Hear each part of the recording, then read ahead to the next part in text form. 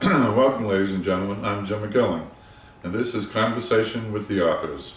This is the first in a series of conversation with the authors of some of the articles published by the Voice of North Carolina's website.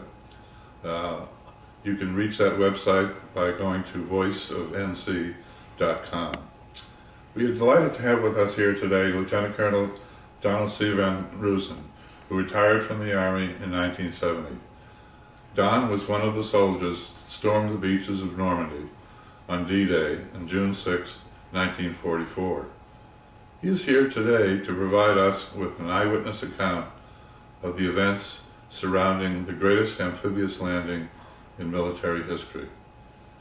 As Don states in his articles, this is the story of one man's war,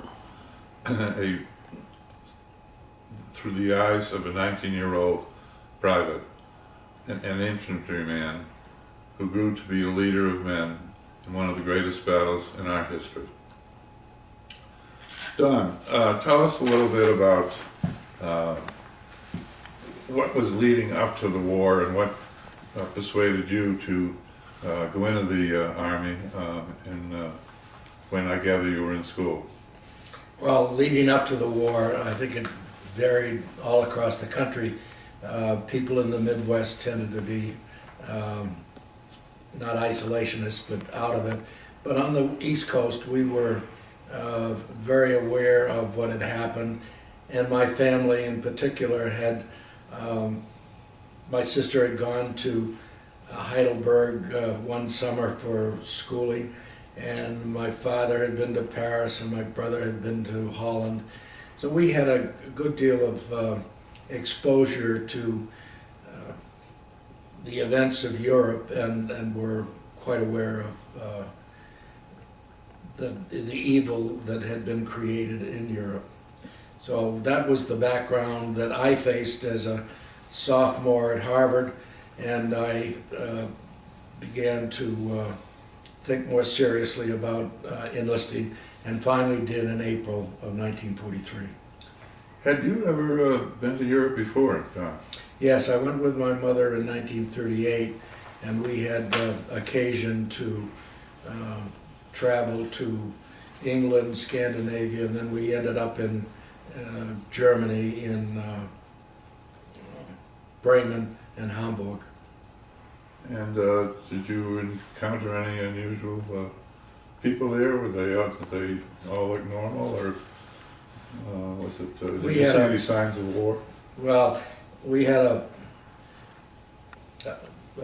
kind of a tragic meeting with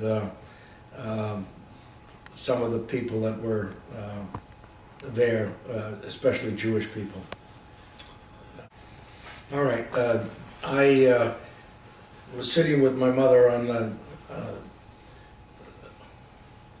top of a double-decker bus in Bremen one lovely August afternoon, and we were looking at all the sights and the buildings and so forth, and it was very interesting and fascinating.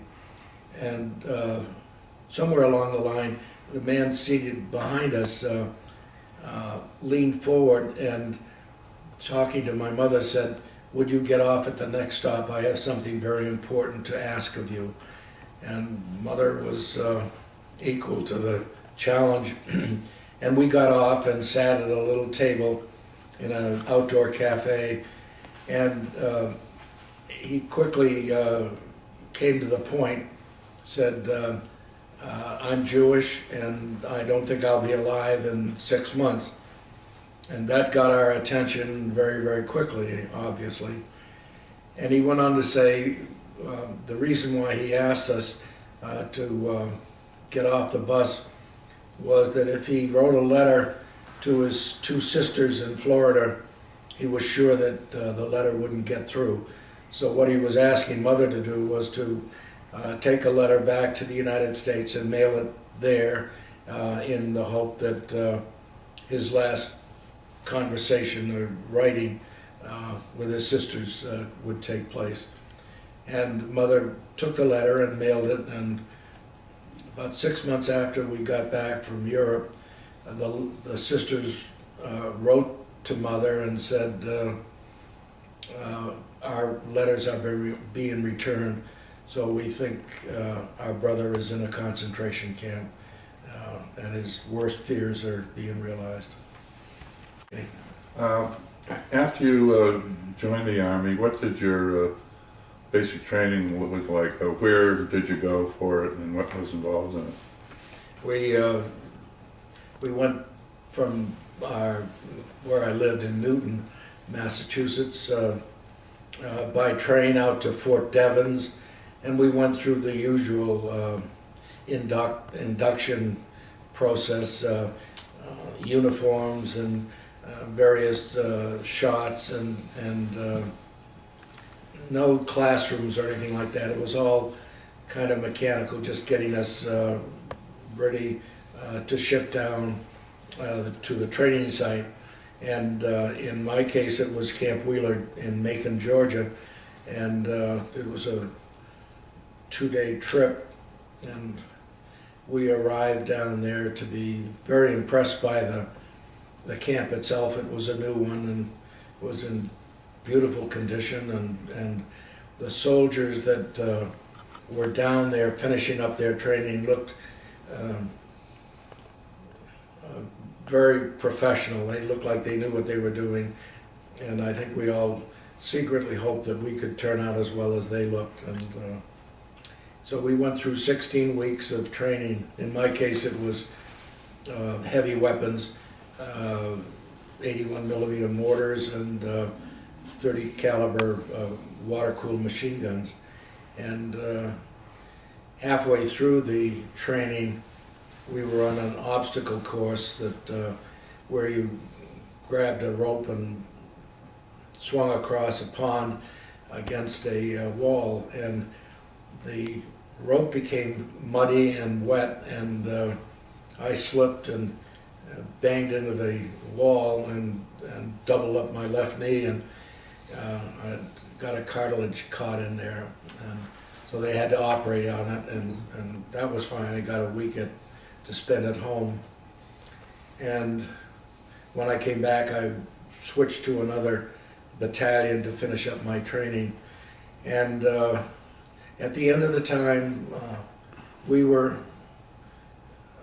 very well trained, in my opinion. We knew our weapons, we knew something about tactics, we knew a good deal about how the Army operates and how to get along in it. And so in November, I was graduated and went up to Fort Meade, Maryland, where I stayed over for a few days. Fortunately, it was over Thanksgiving, and they had the cooks and bakers school there, and I think I had one of the finest Thanksgiving dinners I ever had. And then I went from there up to Camp Miles Standish, which was outside of Boston, where Camp Wheeler and Fort Meade were well-established posts. Miles Standish was a disaster. It was Nissen huts that were very cold, and it was now December, and there was nothing to do, and it was not a pleasant time. That when did you find out, Don, that you were going to be going to Europe? By the time that we got to Fort Miles Standish in Boston, that was a port of invocation, and although nobody came right out and said, you will go next Tuesday or something like that, it was understood by everybody that we were there for one purpose, and that was to get down to the port of Boston, get on a transport, and go to Europe. And when did that actually happen? That was about December 20th.